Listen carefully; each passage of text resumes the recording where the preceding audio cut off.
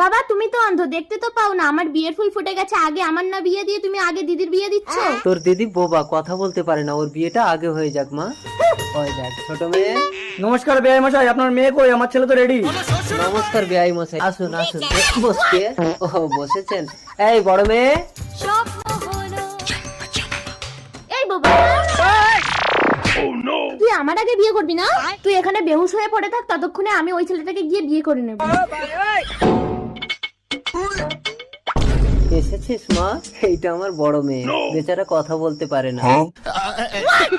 খুব ভালো, কথা না বললেই সংসারে শান্তি থাকবে। নে ভোলা সিঁদুরটা তুলে দে। रुको जरा। দাও দাও।